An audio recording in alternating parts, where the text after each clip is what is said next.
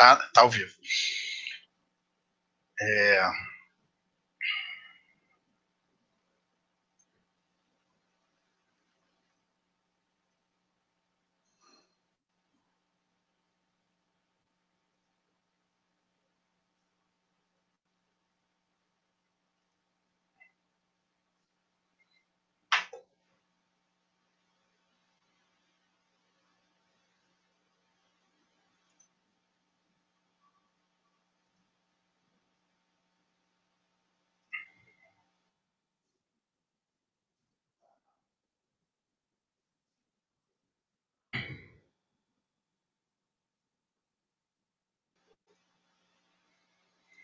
Eu vou mandar o link aqui para o Bruno.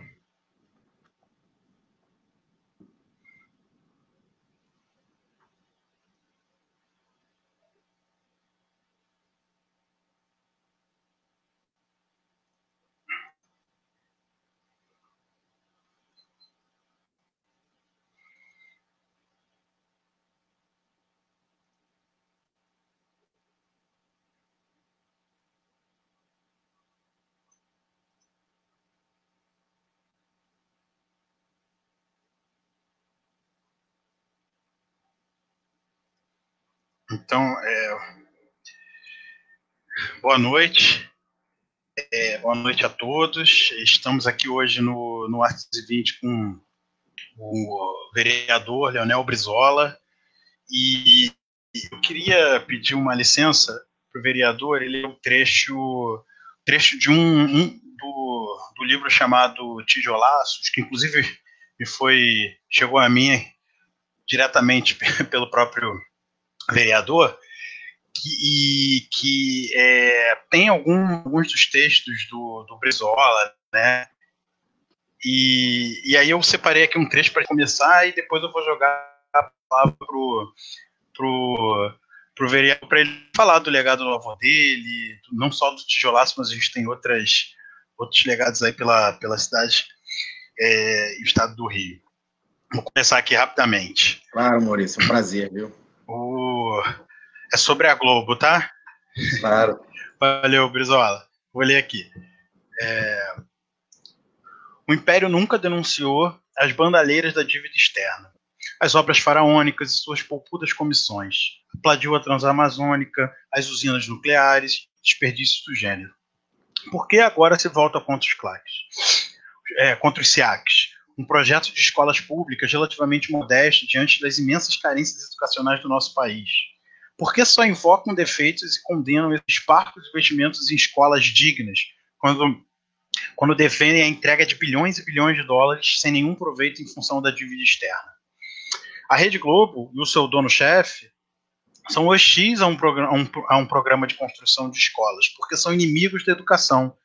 Precisam, para conservar e aumentar ainda mais seu poder e sua fortuna, que o povo brasileiro viva mergulhado na ignorância, que seja presa fácil de seu império de comunicação. Querem que a população simplesmente trabalhe muito e por salários vis, e à noite se hipnotize com seu mundo de ilusões e fantasias, aceitando a tudo passivamente. O que será de nossos filhos e de nossos netos, submetidos a todos os dias, a todo tempo, a esse bombardeio imperioso que destrói a consciência, a identidade e mesmo a capacidade de pensar e decidir livremente? É preciso enfrentar esse povo de 1000 tentáculos que a tudo e a todos pretende submeter e dominar. Quem fraquejar diante dele não terá outro fim senão a própria destruição ou a vassalagem humilhante.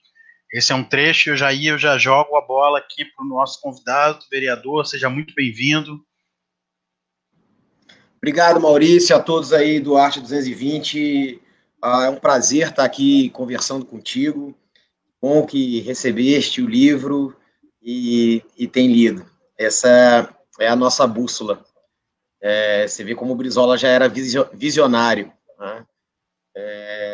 Claro, a Rede Globo é o golpe de 64, né? É a derrubada da democracia, é o fruto da violência, da destruição da esquerda, do campo progressista. É justamente esse ovo da serpente que quer difamar a política, ficou anos e anos depreciando a política, que a política é corrupta, que a política não presta, que é tudo a mesma coisa, só tem ladrão, e isso foi criando na população uma aversão à política para que elas pudessem, para que a Globo pudesse, de fato, né, é aquilo que o Brizola sempre falou, é o interesse, é o dinheiro. Né? O que está por trás, tudo é o dinheiro. O quê? Para pegar a verba pública. Né?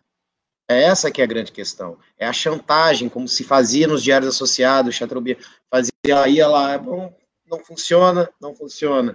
Aí pede um pouquinho de verba, começa a funcionar.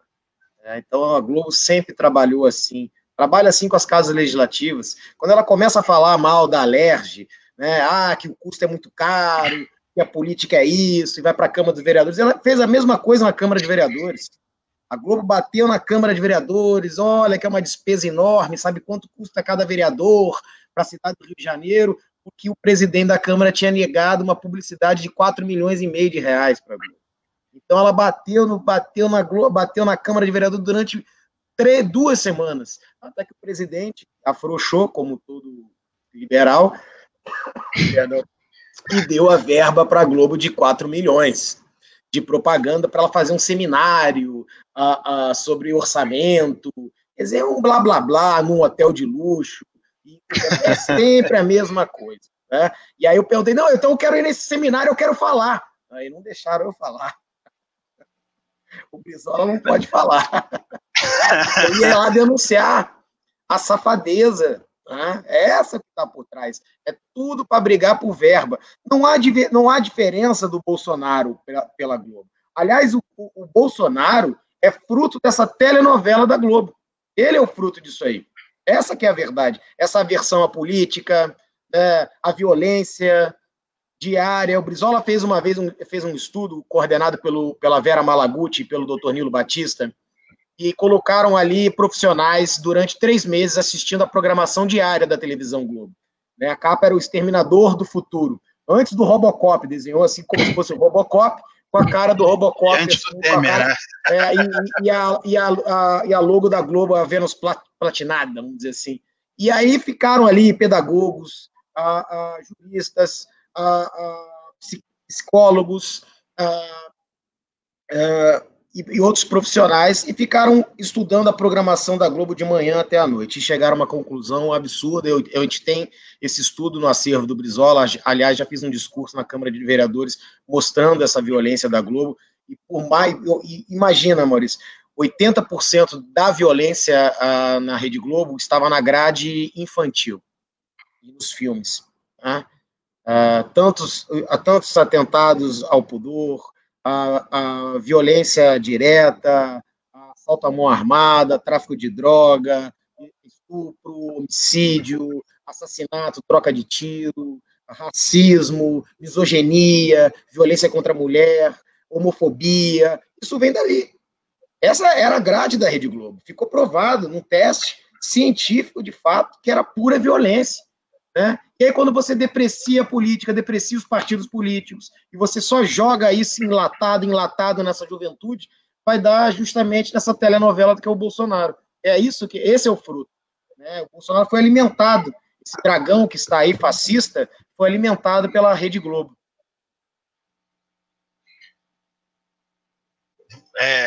Você você falou que Bolsonaro e Globo eles estão, né, nessa.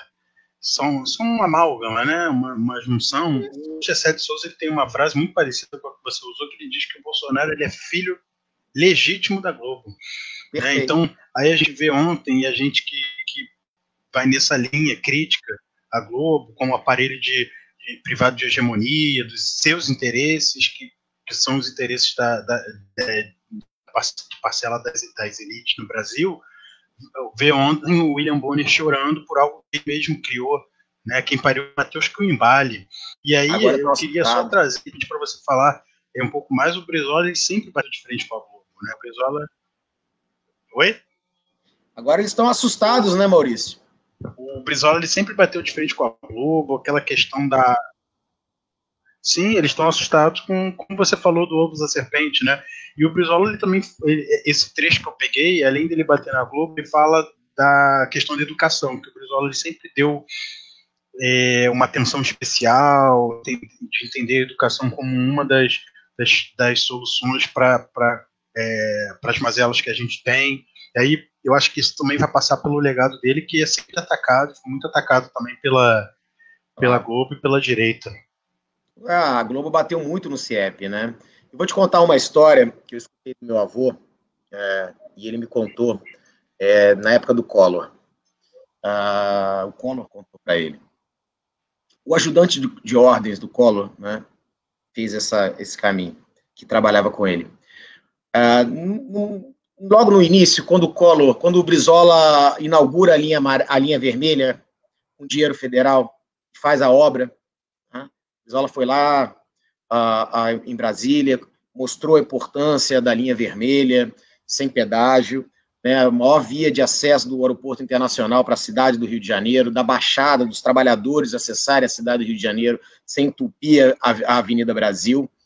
E aí o Brizola acaba a obra, entrega a obra um mês antes do prazo, coisa que não acontece nunca em obra pública. Né? Você vê a genialidade do Brizola. E ainda devolve dinheiro para o Collor. Olha, Collor, está aqui a devolução da obra.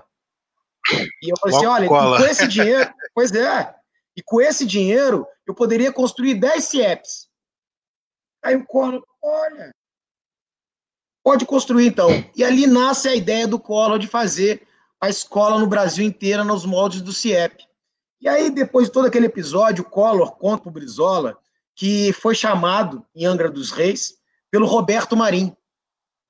E ele foi, né, de helicóptero, junto com o ajudante de ordem deles, que foi testemunha, e o Roberto Marinho chama ele.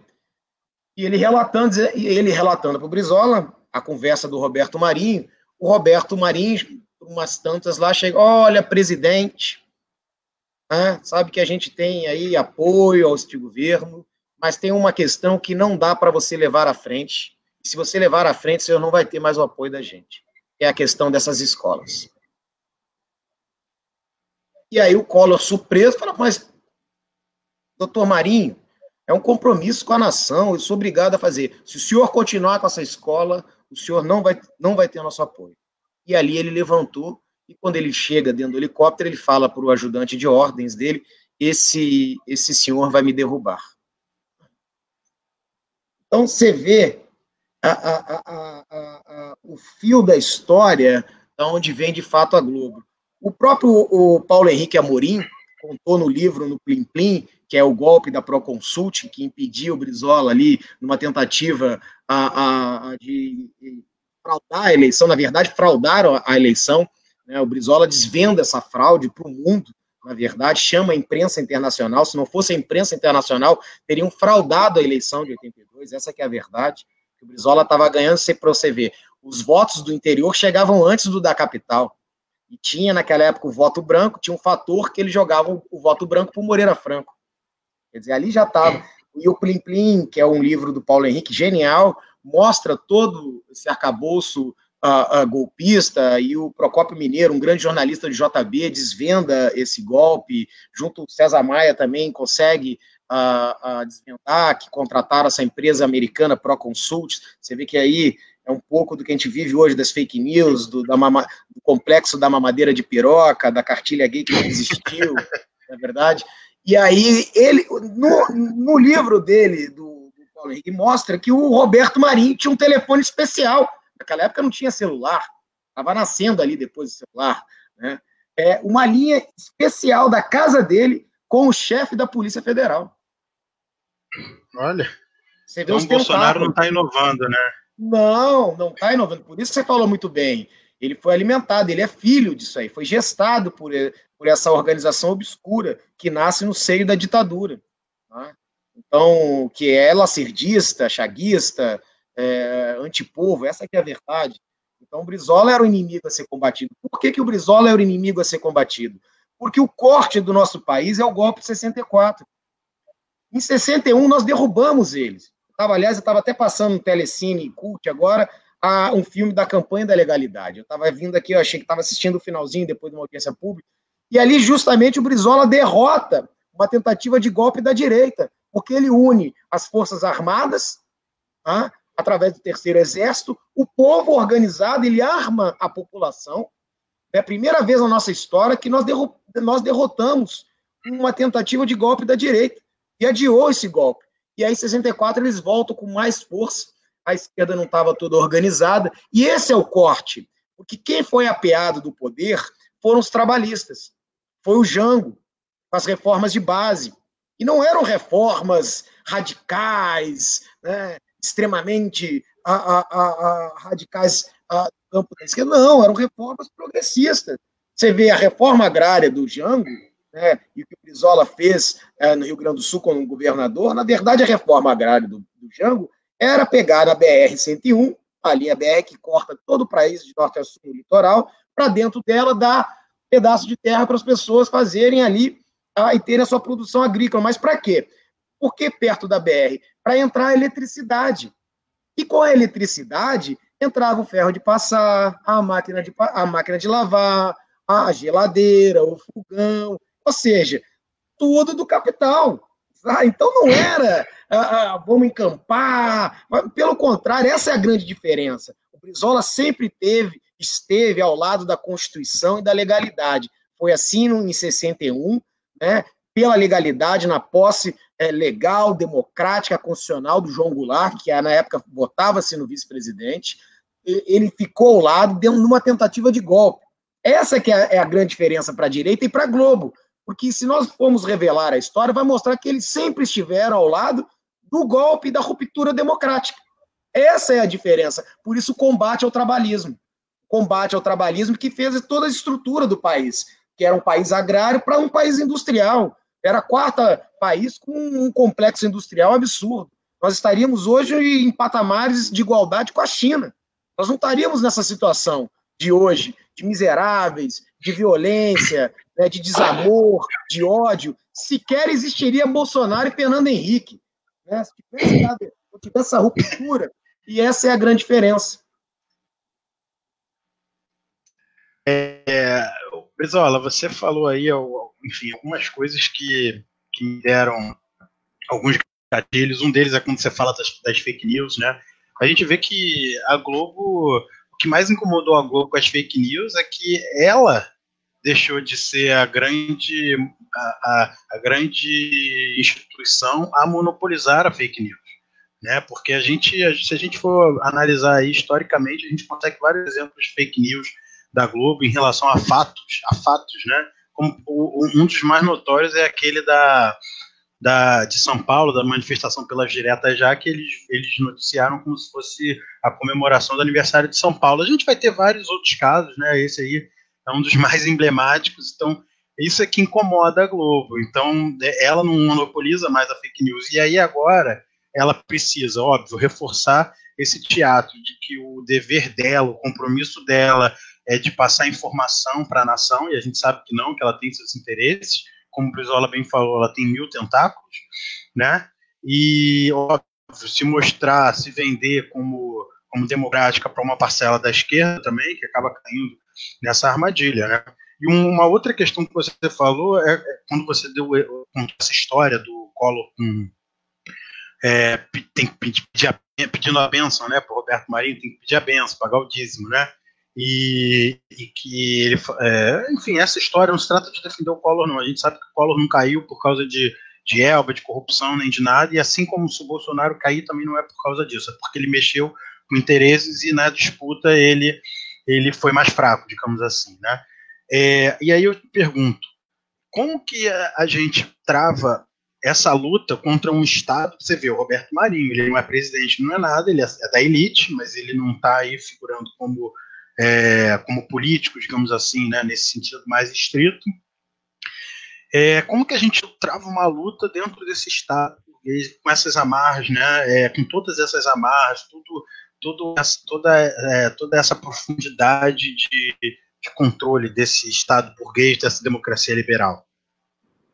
Maurício, nós agora, eu acho que nesse momento de obscurantismo, de negação da ciência, de fascismo estabelecido, Porque é aquilo que a gente estava conversando, a direita, quando fica longe do poder, né, e toda hora que tem um governo popular e quer avançar em medidas populares, emancipação econômica do povo, a direita não consegue voltar pela via democrática do voto, ela golpeia a democracia. Isso a história mostra, né, gente?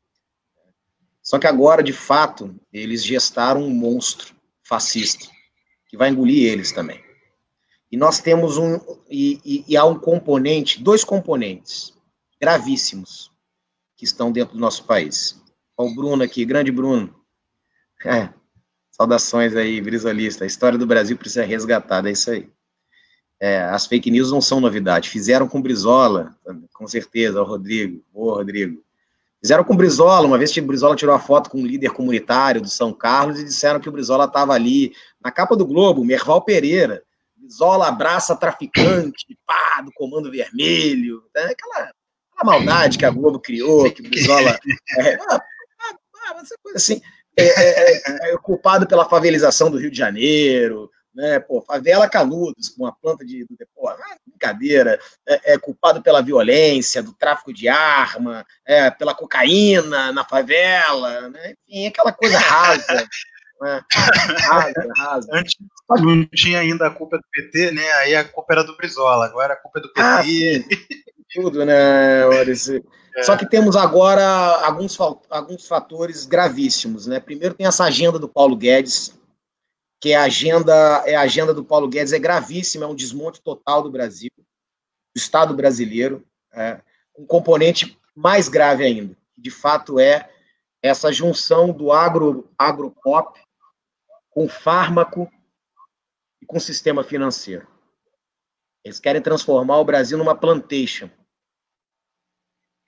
Entregar o solo, entregar a água para poder formar essa luta, esse abastecimento do agronegócio, né, para poder fazer justamente essa luta dos Estados Unidos com a China.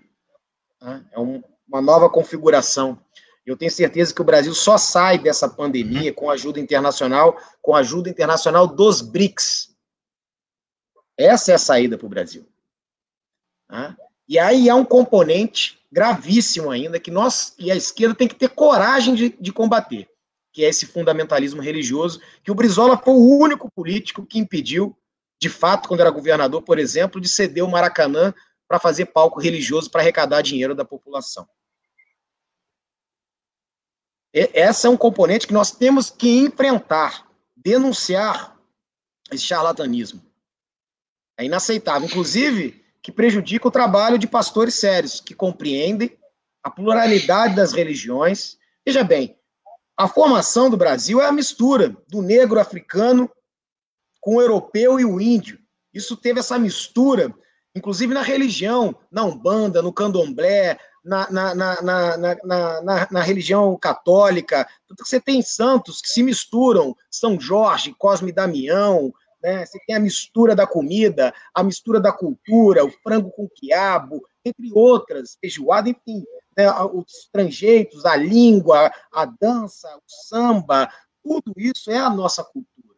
E há uma questão fundamentalista religiosa que, de fato, quer destruir essa cultura intencionalmente, para que não tenha resgate nenhum da nossa ancestralidade, para que não tenha ligação nenhuma com o nosso antepassado, com a nossa história e com a nossa cultura, que é essa questão, principalmente essa aliança do Bolsonaro com a Igreja Universal do Reino do Dinheiro. Do dinheiro. Porque aonde eles se juntam, Maurício? O Bolsonaro, aquele que não apoia o Bolsonaro é comunista, marxista, o marxismo cultural tem que ser eliminado, morto, xingado, humilhado, né? E Edir Macedo se faz no ódio às religiões de matriz africana. O ódio a justamente o que? A nossa cultura, a nossa ancestralidade. Basta ver que a Record não passa nada desse caldo cultural belíssimo do Brasil. Você vai, não tem cultura nos Estados Unidos. Você vai para depois de Nova York, não tem nada. Cultura é zero perto da América Latina e do Brasil. E é justamente aí, para fazer a cabeça lá de baixo, para que a gente reze o jejum da cartilha deles. Por isso que fica difícil fazer esse debate, porque só o meu Deus é o Deus verdadeiro, o teu Deus é o Deus falso, não é? Então, se você não reza no meu Deus, você é Satanás. É a mesma lógica do Bolsonaro. Você não reza na minha cartilha, você é comunista. Você não presta, você é bandido, vagabundo. É um pouco do caldo, inclusive, do Lacerda, que é o golpista. Né? Então, a grande questão é, nós temos um inimigo fortíssimo, um dragão, implementando o fascismo de fato, já implementado, que eu creio nesse sentido. Nós temos que ter coragem, a esquerda tem que ter coragem de enfrentar isso. Então, eu acho que só uma frente ampla, com um projeto nacional, eu acho que nesse sentido, o trabalhismo, que é o caminho para o socialismo, se faz presente, é necessário, porque a gente consegue dialogar com o povo. Quem é que te deu o 13º? Quem é que te deu férias remuneradas? Descansa ao domingo com salário, seguro-desemprego, ou seja, você tinha um pleno emprego, você tinha a segurança do emprego. A ditadura tirou isso e trocou pelo FGTS, para fazer especulação financeira. Então, tudo isso, de fato, a nossa base, a base industrial, você tinha a previdência de vários setores, depois juntaram tudo num só, não é verdade? Para o quê? Justamente para ir retirando direitos e garantias, destruindo toda essa base, todo esse caldo que projetou o país. Então, às vezes eu fico feliz de ver, por exemplo, essas torcidas organizadas indo para a rua combater os fascistas bolsonaristas. Né? Gaviões socialistas contra o dragão fascista do Bolsonaro. Eu achei genial juntar o Grêmio, o Colorado, ali impedir a carreata, você está entendendo? Falta aqui a urubuzada socialista enfrentar esse fascismo no Rio de Janeiro, que é aqui o ovo da serpente. Né? Os vascaínos também, eu espero. Também. Claro. Aqui tem que juntar Botafogo, Vasco, Flamengo, Fluminense e contra, porque isso aí seriam as novas diretas. As novas diretas seria aí. É um movimento autêntico, popular, não tem caminhão de som, não tem, ou seja, vem da favela, vem de todos os cantos, da Zona Oeste, da Zona Norte, vem de trem, vem de metrô, ou seja, é autêntico, é espontâneo, diferente desses que estão na rua.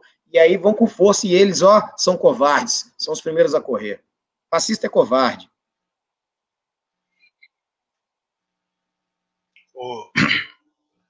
Ô, Brizola, você falou agora dessa galera que sai na rua para combater esses fascistas, impedir as carreatas fascistas, né? E aí, isso me lembra muito de uma notícia de que acho que até aquela Sarah Winter, não sei se ela lidera, mas é uma das lideranças de um movimento, né, de milícias fascistas, né, com arma na mão e que estão aí, enfim, eles já disseram as ordens do grande líder deles, né? Então, realmente, a gente precisa entender o grau que a gente está agora nesse processo de golpe, né? Porque eu entendo que é uma sequência de golpe. E aí você falou da questão da frente, e aí eu vou entrar num assunto que deve combinar com a pergunta do Alberto, que eu vou colocar na tela. Tá? A gente fala antifascista, né? E aí eu vejo algumas pessoas, né, que se dizem de esquerda, mas quando a gente vai ver, talvez elas não sejam, né? Estão mais para lá do que para cá, que que deixam de fora a nossa os comunistas, deixam a gente de fora, dialogam, eles falam dialogar com Alckmin, com Dória, com Witzel, com Moro, que agora daqui a pouco a esquerda vai correr, ela tá correndo atrás de todo mundo, né? Sem discutir, sem traçar tática, sem traçar estratégia, enfim. Mas não tem espaço, parece não ter espaço para os comunistas, né? Enfim, eu queria que você falasse um pouco disso, e aí depois eu vou entrar no Rio, na pandemia, porque em época de pandemia a gente tem que falar da pandemia também, né? Deixa eu tirar aqui. E a situação está grave no Rio de Janeiro e no país, né? Você vê. Bom, ele perguntou aqui, inclusive, da esquerda que considera não radical, como Felipe Neto. O Felipe Neto é a uberização da política, né? Fica claro isso, que é a uberização da política. Gostei, hein? Até escrever a própria uberização da política. Isso é triste. Agora, a gente pode contar com aquela coisa que o Brizola falava. Olha, para tirar nosso caminhão do atoleiro, para empurrar serve. Agora, no timão e na boleia, isso tem que estar na nossa mão. Né? Senão não dá. Pô, agora, para empurrar, serve. Quer vir empurrar? Serve. Tá entendendo? Agora, não pode dizer que é grande liderança política, fruto desse processo, dessa uberização.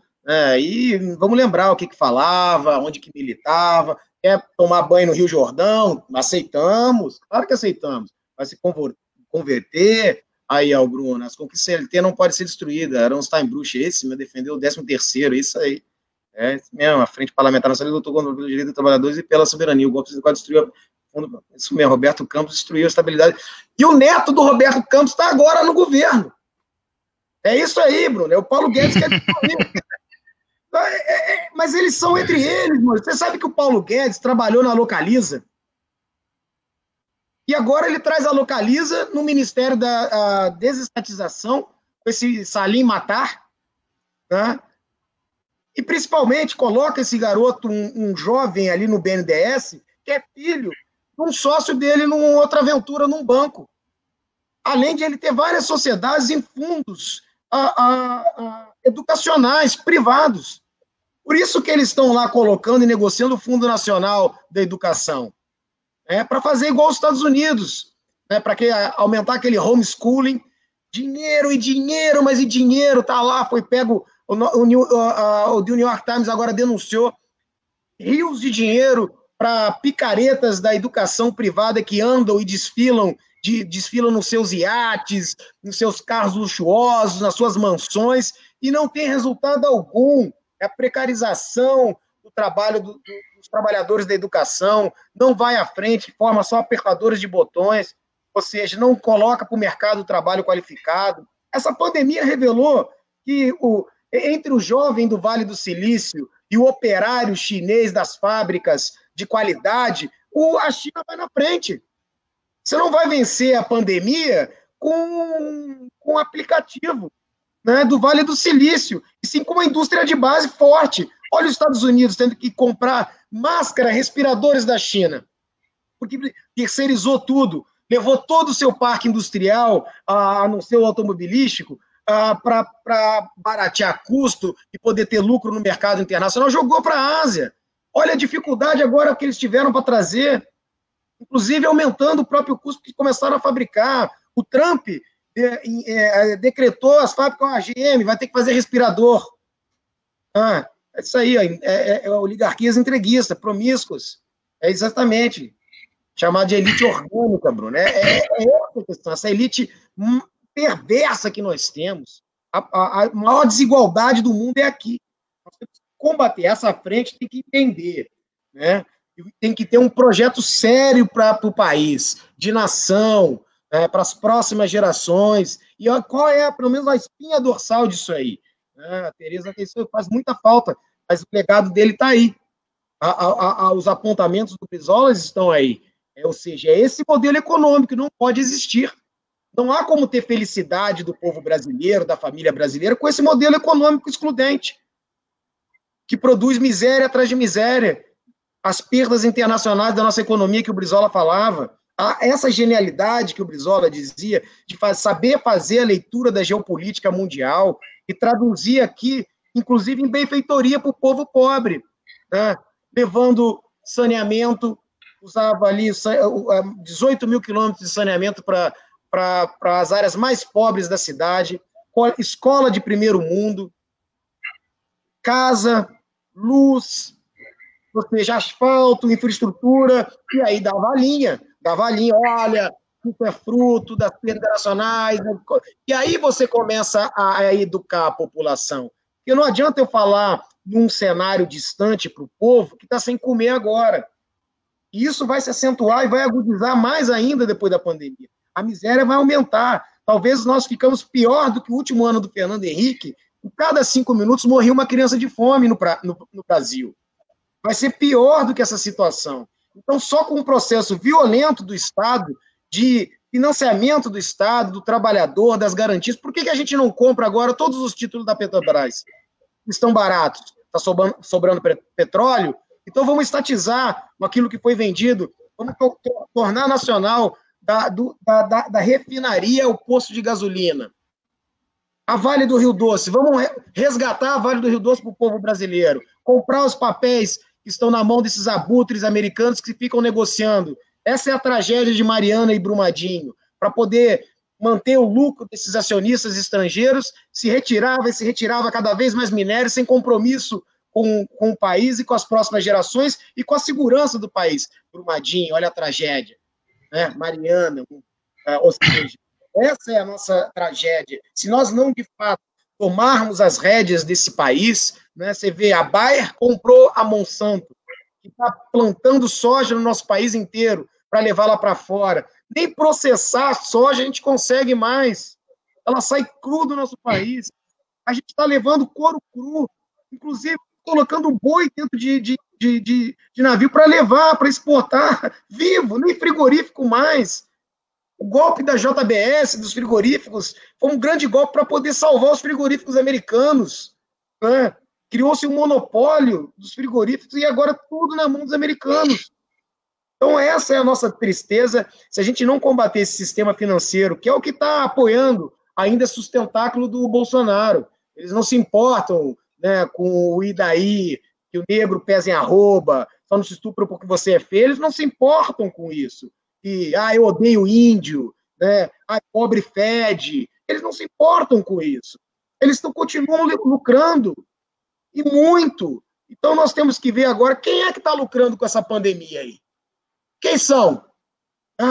É o agronegócio, multinacional, sistema financeiro? Como é que é? Porque o trabalhador aqui está lascado. O microempreendedor aqui está lascado.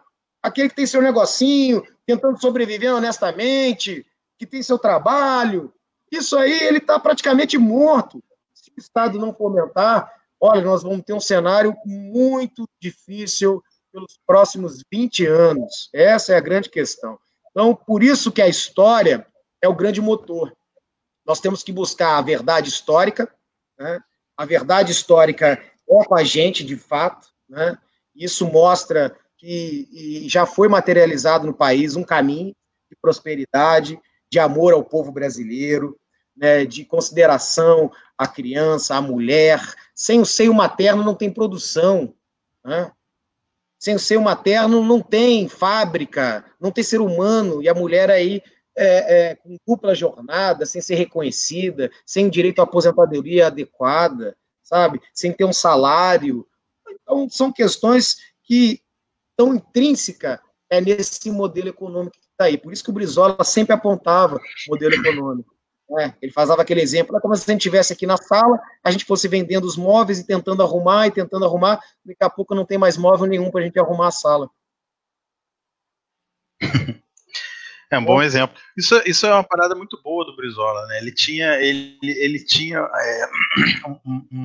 um traquejo político muito bom, né? Com esses exemplos bem claros, né? Eu queria, o Brizola, aqui deixar minha solidariedade a você, porque a gente estava falando agora sobre esse anticomunismo que existe, inclusive, na esquerda, né? Não é algo restrito à direita. Obviamente tem influência também do capital, que cada vez mais avança por dentro da esquerda, né? A gente pode ver o Lema, né, com RAPs, Movimento Eu Acredito, Renova Brasil.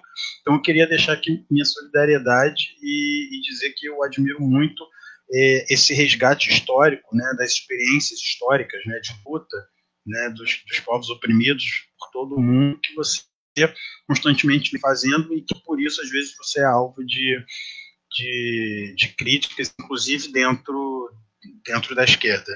Verdade, muitas. Mas a gente está com a razão histórica. A gente está com a razão histórica. O que é a razão histórica? A razão histórica é justamente isso, ser patriota e querer o bem-estar do povo brasileiro. Essa é a grande questão. É que tocar na ferida, né? E não é aquele patriotismo tosco que o William Bonner tentou descrever ontem. Né? Mas, enfim, o vereador, eu vou querer entrar agora aqui. você trouxe, na verdade, né, pandemia, e aí entra um dos que a gente tinha pensado em conversar, que são as perspectivas do Rio, né?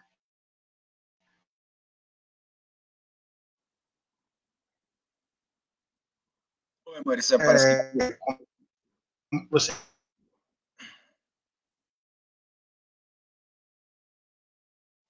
ficou mudo aqui para mim, mas eu acho que eu vou tentar desenvolver na parte que eu escutei. Como é que está a pandemia aqui, eu né? acho que é muito importante, como resgatar o eleitorado do Brizola aqui no Rio. Isso, Maurício.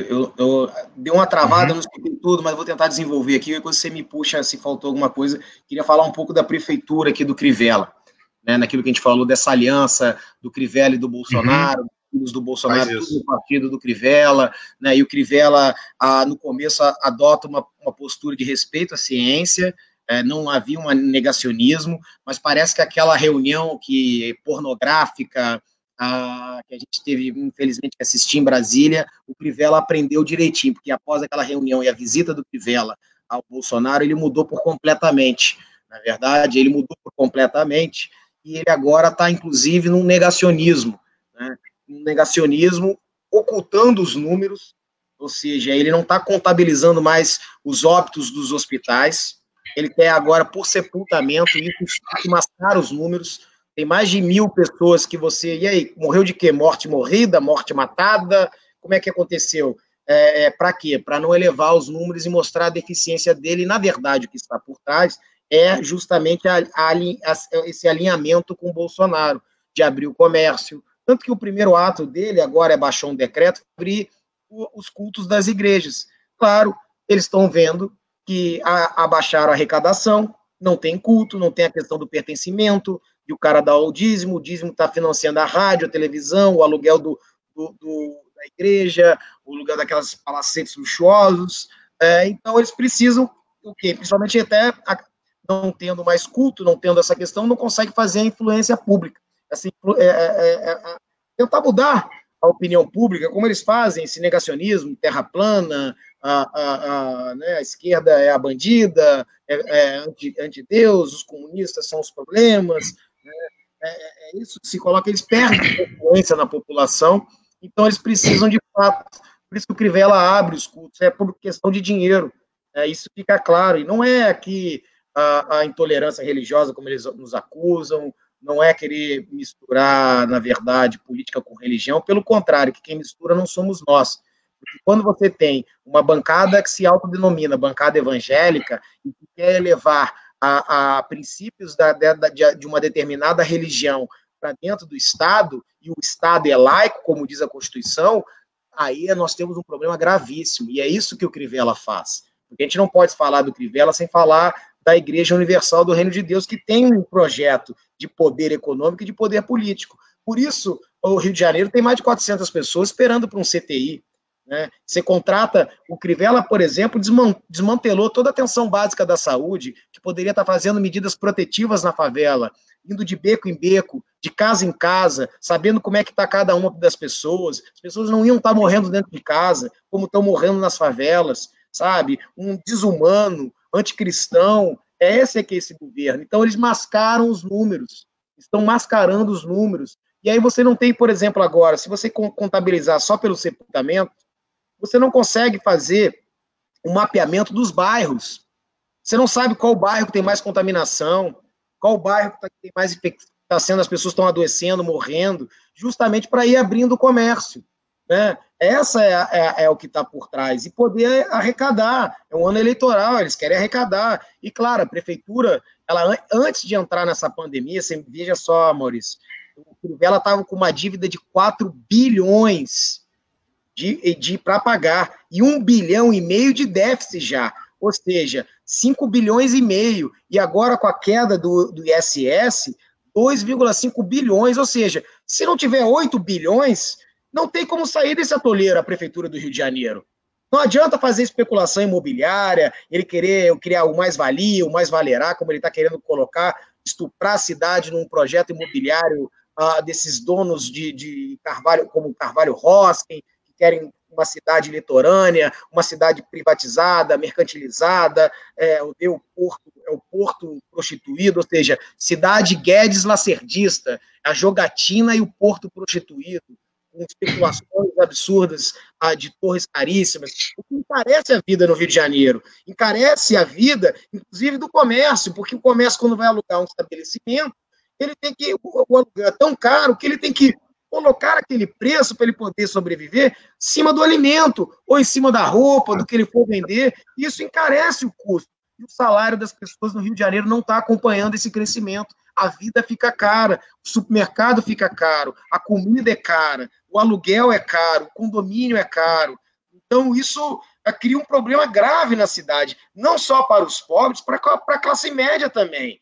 Fica difícil, sabe? A classe média entrou numa armadilha, por exemplo, 48% da população no Rio de Janeiro tem plano de saúde, só que nem 20% desses planos, aliás, só 20% desses planos tem direito a uma UTI especializada para combater o Covid-19.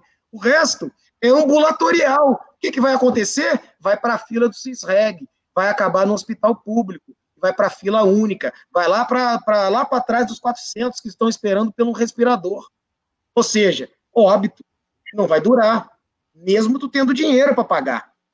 Então, essa é a grande armadilha. E o Crivella é dentro dessa lógica de cidade privatizada, de cidade litorânea para os ricos, essa parte dessa parte litorânea rica, caríssima, os pobres lá para a Ilha do Diabo, lá para além-mar, né? Então, com muros. Então, é essa a lógica da cidade do Rio de Janeiro que o Crivella endossa, por isso os altos índices de pandemia da coronavírus. E agora ele precisa mascarar. Para quê? Para que ele colocar os seus interesses eleitorais acima dos interesses da cidade, do povo do Rio de Janeiro, de forma criminosa até.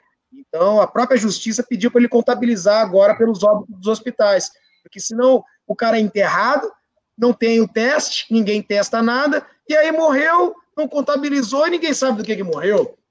Né? E ainda é pior, porque você não tem nem direito ao sepultamento, de fazer todas as tratativas, aquela parte dolorosa, você poder fazer toda aquela tratativa de você fazer o enterro, o sepultamento, a reunião, você poder ali velar seu ente querido, colocar todo esse trâmite, seja qual religião que for fazer ali, nem isso a gente tem mais direito de fazer. Então, como o Crivella segue esse modelo, é um modelo também lacerdista, isso fica. O Rodrigo pergunta para o Brizola como a gente retoma aqui no Rio o eleitorado do Brizola para a esquerda e o subúrbio vai lá. É isso que eu falei, tem que levar a melhoria para o povo. Não adianta a gente vislumbrar para eles um futuro. Né? A gente tem que aproveitar esse momento que o Crivella não fez nada nas favelas, né? Fez um monopólio através das igrejas, né? E mostrar quem é que fez obra de fato, quem é que colocou uma vida melhor para o povo. Né? Então a gente tem que dar, de alguma maneira, de ganhar o executivo. Essa é fato, para levar a obra para a população, levar o asfalto e dar a linha socialista, preparar, né? Educar, didaticamente, mas você tem que levar a benfeitoria. Para pegar essa pessoal da favela, de fato, pegar todos esses trabalhadores, nós temos que mostrar, olha, quem é que deu o direito para vocês? Esse é o caminho aqui. Não foi a direita. A direita, pelo contrário, a direita virou as costas para vocês. Né? O que ela manda para cima de vocês é o caveirão, é a butinada na porta, não é o Estado democrático do direito. O teu direito não vale nada, a Constituição aí não vale nada, não tem dignidade humana, não tem direito à moradia, direito à terra, direito à saúde, isso tudo para vocês não vale, vocês ser humano de classe B, C, D, E, lá embaixo, é isso que nós temos que mostrar, não, quem de fato quebrou esses muros, né, levou ônibus estatal da Zona Norte para a Zona Sul, criou escola pública de qualidade, onde o professor era valorizado. Tinha uma época que o professor era tão valorizado que os professores se juntavam, casavam, seja a vertente ali, e você tinha um salário de classe média alta. Você tinha até 10 salários mínimos, você conseguia ir trabalhando em dupla jornada, você conseguia sobreviver. E olha quanto que a gente caiu. Tá? Foi caindo. Né? O trabalhador da educação foi sendo desvalorizado. Verbas foram sendo desviadas da educação. Ou seja, o mínimo constitucional de 25% virou o máximo. E nem isso é cumprido. Ou seja, virou esse sistema híbrido. Sai do público para o privado, mas não volta do privado para o público. Então, é só com obra para conquistar, é levar a benfeitoria. Por isso, nós precisamos ganhar o executivo. Tem que baixar as vaidades, tentar, de alguma maneira, fazer uma aliança, uma frente aqui no Rio de Janeiro forte, de fato, e ganhar o executivo. E aí levar a obra, levar qualidade, melhoria, bem-estar para o povo. Brizola, não sei se você está me ouvindo bem, o pessoal aqui Estou ouvindo bem. Agora não... tá? Não falou nada do som. Vou entrar agora aqui num tema um pouco... Não é polêmico, mas é porque o tempo que a gente tem é muito pouco para um debate intenso que é proposto aqui pelo PC. Eu vou colocar aqui na tela, né? E aí você, enfim, fica à vontade, né? Mas é polêmica, a gente não consegue no nosso... Tudo bem, mesmo que a gente passe um pouco o nosso teto, a gente não consegue esgotar jamais, né? Que é o PC, ele perguntou o seguinte: como combater o identitarismo? Olha, PC, porque há uma questão, claro, o país há muita violência contra a mulher, aquilo que a gente estava falando, sem um seio materno não há desenvolvimento do país. Não há o reconhecimento na mulher da dupla jornada, trabalho exaustivo, trabalha na rua, tem que trabalhar em casa e cuidar da família e não é reconhecida. Não há um salário para isso, não há uma garantia de aposentadoria para isso, não há segurança para isso. Por isso, às vezes, até é fruto da violência. O homem com dinheiro acha que pode fazer tudo, e por isso, talvez, é uma discussão mais profunda também do machismo, do patriarcado, claro, isso tudo elencado no capitalismo. Como combater o identitarismo? Eu acho que a gente não precisa combater o identitarismo. Ele tem que estar inserido dentro desse projeto nacional de combate a esse modelo econômico. Que não há como ter felicidade se tu mora numa casa, você não tem uma casa de qualidade para você morar com a sua família. Não há como ter felicidade se você não tem um pleno emprego, um pleno que te garanta a tranquilidade, que você não tenha que matar um leão por dia para sobreviver, que você tenha uma escola decente para o teu filho estudar, ele poder ser encaminhado para o mercado de trabalho decente, que você tenha um sistema de saúde que vai te garantir toda a assistência à saúde no acometimento que você tiver, em qual doença que você tiver. Nós precisamos fortalecer o SUS, que é um grande mecanismo de saúde pública, integrado, universal. Nós precisamos ter garantias de aposentadorias decentes para que você possa curtir a sua vida, ter a parte do seu entretenimento, poder viajar com a sua família, poder ter paz. Tudo isso, se o identitarismo estiver desfocado desse modelo, não vai adiantar nada você ter um tipo de direito e morar ainda a céu esgoto aberto, dentro de uma favela, de céu esgoto aberto, com parede madeirite, como diz na música dos Racionais. Ou seja, eu vejo como uma questão... Complementar, né? Acho que ele não é o principal, né? Ele não é a mola, mas ele está junto, ele soma, né? E eu acho que às vezes, talvez o PC ele tenha querido colocar mais nesse sentido, né? Esse combate no sentido de separar e retirar a questão da classe. A gente vai entrar no complexo da mamadeira de piroca, na cartilha gay, que o ministro não recolheu das escolas até agora. Cadê a cartilha gay que ele ia recolher de todas as escolas? Nunca existiu. Aliás, o William Bonner estava chorando lágrima de crocodilo, porque o Bolsonaro abriu na frente dele, ele não falou nada como jornalista. Como que um cara com um jornalista profissional, que tem que, de fato, acompanhar a notícia de todos os lados, viu que ali era uma mentira, em horário nacional, e não combateu na hora? Essa que é a grande questão. Então, se eu vejo uma questão como a América Latina, nenhum país da América Latina vai dar certo se atuar sozinho. Se nós entrarmos nessa seara, cada um lutar sozinho, vamos ser pastos férteis para o imperialismo norte-americano depositar aqui todo o seu lixo, toda a sua doença, ou seja, fazer o que quiser com esse país, transformar aqui na verdadeiro cabaré, sabe? Porto prostituído, nossas filhas prostituídas, é isso que eles vão transformar, porque eles estão se lixando para o país aqui. Eles não querem o nosso bem, querem os nossos bens. Rodrigo Luiz Veloso. Sim, fui muito. Entra aí, né? Pô, Rodrigo. Fui. Você falou agora essa questão, você falou um negócio. Eu me lembrei muito de uma frase do seu avô, cara, que era.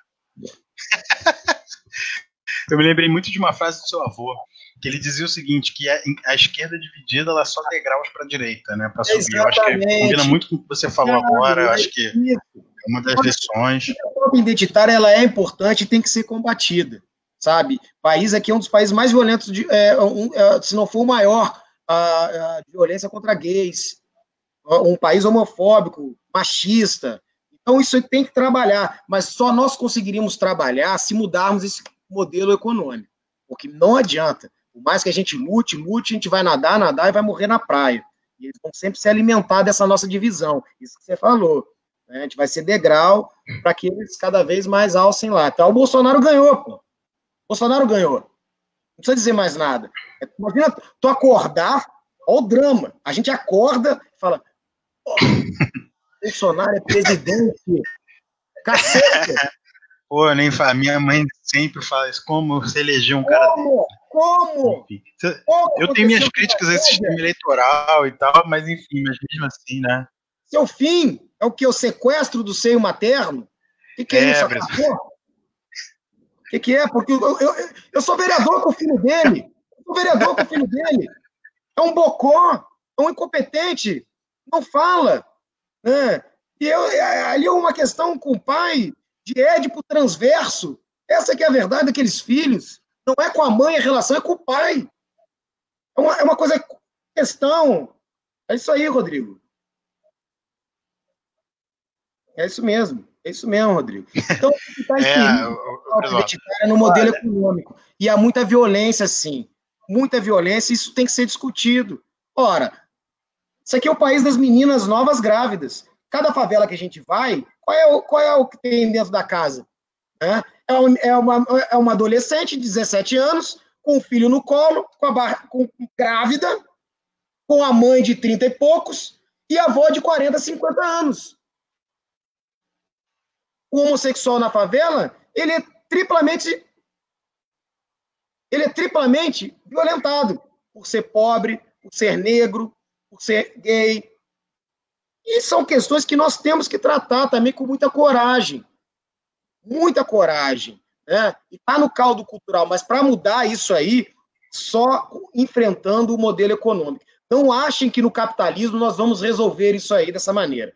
Ou é socialismo ou é barbárie. Entendeu? Porque isso não vai mudar se a gente não for na ferida, na espinha dorsal. Então, nós temos que estar aliado. É essa a questão. Quer vir o Felipe Neto? Vem empurrar Felipe Neto. Quem sabe você toma banho no Rio Jordão e aprende política, milita no partido. Né? Aprende a fazer partido, a construir zonal, a construir grupos, a debater. Eu fui criado em ambiente partidário, formei partido, formei diretório, dá trabalho, é duro. Ali você aprende o que é processo democrático, o que é coletividade, o que é respeito ao próximo, o que é a história do país, o que o partido defende, né? O que o partido, na história, onde esteve, e de que maneira esteve em determinados episódios. Se não acontece isso, o Brizola dizia, político que não tem vida partidária não presta. E é o que está acontecendo. Olha o Crivella, nunca teve vida partidária, não presta. Olha o Dória, nunca teve vida partidária, não presta. Tá entendendo? Olha o Bolsonaro, nunca teve vida partidária, não presta. Olha o Witzel, aí você não precisa nem dizer. Não presta. Tá tomando o achaque da Polícia Federal, o mesmo achaque que ele faz na favela. Butinada na porta, ao mirar na cabecinha. Ele está aprendendo, embora injustamente, vamos dizer assim, e claro que ele deve ter culpa no cartório, né? Essa é a verdade. Então, eu acho que a gente tem que trabalhar agora no campo da unidade, porque não é mais a democracia que está ameaçada. Eu estou dizendo isso em vários lugares que eu estou podendo a oportunidade de falar. É o próprio processo civilizatório que está aí. Né? A gente não pode aceitar, morreu tanto, eu não sou coveiro. Morreu 20 mil, 300 mil, e daí? Negro, pés em arroba. Quer dizer, o índio fede, eu detesto o índio. Quer dizer, a mulher tem que ganhar menos porque engravida. Só não estupro porque você é feia. Isso a gente não pode aceitar. Isso não é mais democracia, isso é o próprio processo civilizatório. Então, chega. Então, Eu acho que riscaram o facão, é um termo que se diz muito no Rio Grande do Sul, eles riscaram o facão, né? Ou nos unimos agora, ou vai ser tarde demais para lutar contra esse autoritarismo aí que já colocou as mangas de fora, né? Uhum. É, faz tempo, né? É a face desvelada desse Estado, né? O capitalismo é isso. Inclusive com o Rodrigo a gente debateu isso. O fascismo ele é o capitalismo sem disfarces, né? Enfim. E, pessoal, você falou um monte de coisa, o tempo flui, parece em 15 minutos, a gente está aqui há 1 hora, eu vou tentar colocar aqui mais é, mas eu queria, enfim, tratar sobre vários assuntos, né? Antes de convidar, de fazer mais uma última aí, nosso bate-papo, eu queria só já avisar o pessoal que falou de Felipe Neto, o pessoal que falou do identitarismo, a gente está também no calendário aqui, nosso calendário, semana que vem a gente vai falar sobre Anitta e Felipe Neto, eles vão salvar os trabalhadores. A gente vai falar com um militante da Revolução Brasileira, né? E a gente também, no dia 5, a gente deve conversar sobre a pandemia nas periferias, com a Beatriz, com o meu camarada também, José Hilton.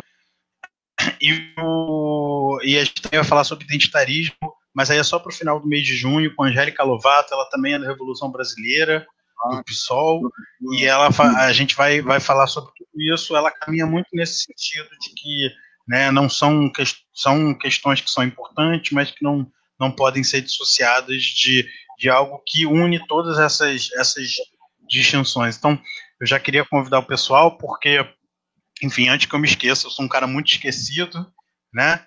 E diante de tudo que o Brizola falou aqui, eu mesmo já esqueci de algumas coisas, né? Eu queria puxar aqui um tema, você falou do Witzel, né? A gente está vendo a PF cada vez mais porque antes existe uma formalidade, um disfarce. A Polícia Federal ela é uma polícia federal que segue o Estado Democrático de Direito. Né? Essa é toda a formalidade, mas a gente está vendo cada vez mais essa formalidade vindo abaixo e ela está se transformando numa polícia política. A gente tem esse exemplo recente desse embate, desse tensionamento entre o Witzel e o Bolsonaro, né? E aí eu queria que você também comentasse um pouco isso e onde a gente vai entrar nisso, né? Porque se a extrema-direita está fazendo isso com a extrema-direita, onde a gente vai... O que vão fazer conosco, né? Porque conosco eles mataram Marielle, né? O Jean teve que sair do país, enfim. Então, eles estão organizando milícias armadas. E a gente, como é que a gente deve enfrentar isso? O Jean foi o político que teve um dos atos mais corajosos da história no último momento, quando ele cuspiu no Bolsonaro. Talvez aí que ele foi perseguido, ou seja, um ato extremamente necessário por toda a violência que ele sofreu e vem sofrendo, e ameaça, inclusive, de morte. Agora a gente está falando uma questão, ao contrário de fascismo, o contrário de fascismo é democracia liberal. E a democracia liberal, ela não acaba com o fascismo, por quê? Ela não elimina o fascismo. Por quê? Porque o germe do fascismo está dentro da democracia liberal. Então, a única maneira de eliminarmos o fascismo é com o socialismo. E o Brasil, para chegar ao socialismo, ele precisa fazer a travessia com o trabalhismo. É criar as estruturas básicas, né? A indústria, o bem-estar social, econômico. Precisa pavimentar esse caminho, né? Resgatar esse caldo cultural, esse respeito ao próximo, a igualdade. Não podemos falar de ética se não há igualdade para todos. O Lisandro Maciel dizia, é verdade, Bruno, quando o povo fica desinteressado da política, ele perde ainda mais poder. É por isso que chegou no Witzel. O Witzel elege com esse discurso de vagabundo, vamos combater a corrupção, né? E, no entanto, por mais que ele tenha tomado um achaque da PF do Bolsonaro, né, como é que ele contrata um instituto, o IABAS, que foi banido da prefeitura por corrupção? Ele tem uma ficha corrida maior que o Corcovado, a Iabas, de corrupção no município, de negação de direitos trabalhistas aos profissionais da saúde. E, no entanto, ele altera um documento facilitando para que ele pudesse trabalhar, essa empresa pudesse administrar uma grande, não é nem licitação, um grande compra emergencial, não é? E principalmente não tem prazo de entrega, sabe? Claro, a polícia não precisava ter ido lá fazer busca e apreensão num governador, se faça o processo normal, o Estado democrático, isso a gente não aceita, porque pode que acontece, fizeram isso com o PT também, sabe? O Sérgio Moro é o rei do grampo, é o rei da condução coercitiva à margem da lei, o arrepio da lei, né? Isso é inaceitável. Nós temos que resgatar o processo democrático, sim, respeito ao Supremo, às instituições, aos partidos políticos, piores defeitos que eles tenham, tem muitos defeitos, falta transparência, falta democracia interna na maioria, né? Então, eu acho que o principal combate a essa turma, de fato, o Brizola dizia uma coisa engraçada, a briga dessa turma aí é briga de bugio, é um macaquinho que tem muito no Rio Grande do Sul, um jogando bosta no outro para ver quem representa melhor o imperialismo norte-americano. Essa é a briga do Bolsonaro com o Moro, é a briga com o Witzel e o Dória, é tudo farinha do mesmo saco, embora agora estejam em sacos diferentes, né? Nós temos que identificar quem são os inimigos do povo. Esses são os inimigos do povo, né? Sarah Winter. É isso mesmo. Tu sabe que a Sarah Winter uma vez foi lá na Câmara de Vereadores, né?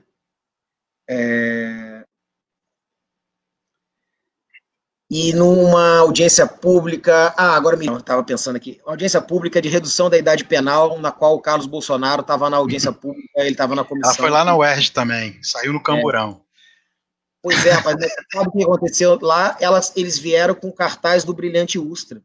Nós expulsamos eles de lá. Eles foram expulsos da Câmara. O grande erro nosso foi não ter conduzido a delegacia para ter fichado ela. Talvez esse. É o David Nasser, é isso mesmo, é por aí. Só que o David Nasser sabia escrever melhor, né? Não tinha esse linguajar chulo, baixo nível psicológico, né? Aliás, Maurício, essa tática de xingar é justamente para não ter debate.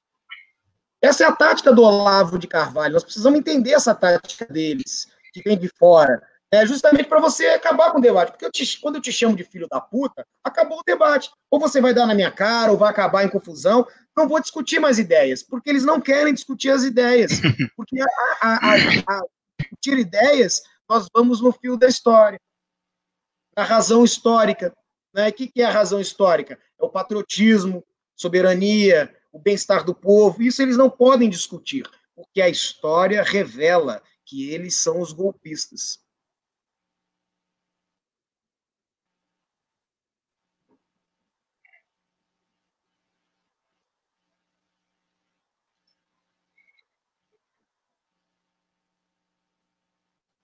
Me escuta aí? Parece que eu travei, não, agora melhorou. Não, te escuto. Que bom. Minha internet está um pouco ruim, mas a gente está conseguindo aí, né? Aos trancos e barrancos, estamos aqui nessa excelente conversa. Muito boa. Isso que você falou, Brizola, eles têm tática, né? A extrema-direita tem tática, tem estratégia, e aí parece que a gente não, né? Para encerrar, eu vou te fazer aqui uma última pergunta, não é de esquerda, né? De esquerdas, né? Somos várias esquerdas. Temos projeto? Nesse momento temos projeto? Né? Como que... Cheguei uma bomba aí, né? É verdade, falta um projeto nacional, né? A gente tem que acabar com essa vaidade. O Nildo Orix fala muito da cretinice parlamentar, que a gente fica só preocupado em reeleição parlamentar. Mas é um fato curioso, e eu brigo muito por isso, falo, Nildo, olha só, a briga está no parlamento também. A briga está muito no parlamento. É engraçado, porque a briga está no parlamento, tanto é que eles querem o parlamento. Por que essa bancada se autodenomina bancada evangélica? Que eles querem mudar as regras, mais uma vez, não é? Então, não é mais só no executivo, eles querem mudar as regras. E nós precisamos disputar esses espaços também. Nós precisamos votar numa bancada decente, que tenha coragem de enfrentar esse fundamentalismo religioso, né, que está convertendo a fé cristã do povo em fanatismo. Nós temos que ter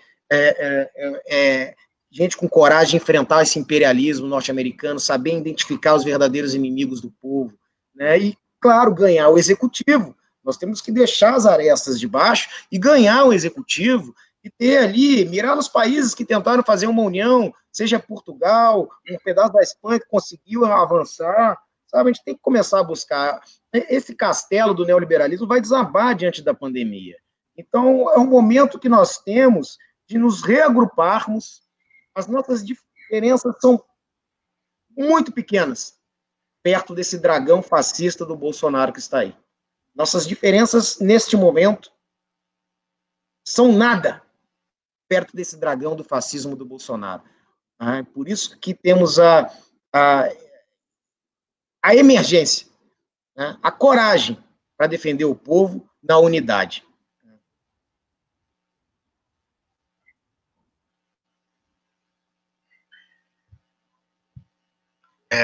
Brizola, muito obrigado, né? Por mim, eu ficaria mais tempo aqui, mas, enfim, na hora aí a gente vai jantar, né? Não quero te agradecer muito, né, por estar aqui conosco. Já quero deixar um convite para você, para quando essa pandemia passar, quando eu te conheci, eu já tinha feito esse convite, né? Para a gente fazer aquela nossa entrevista no canal do YouTube mesmo, nos moldes de... É verdade, você tinha convidado para a gente poder... e a conversa foi maravilhosa. Quero agradecer também, te parabenizar por toda essa coragem de você estar trazendo essas discussões importantíssimas para a sociedade, agora nesse ambiente mais do que nunca virtual, que a gente tem que atuar.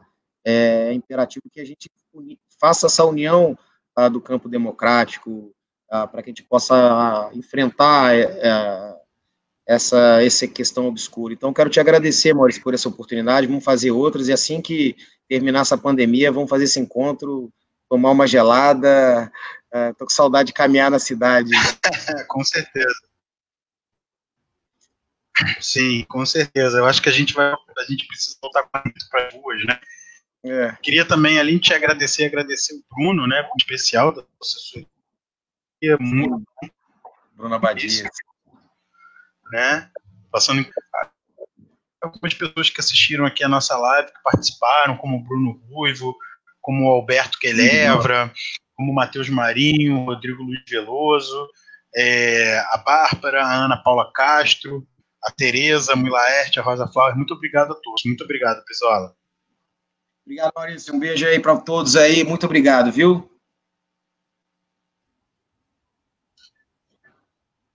Falou, um abraço.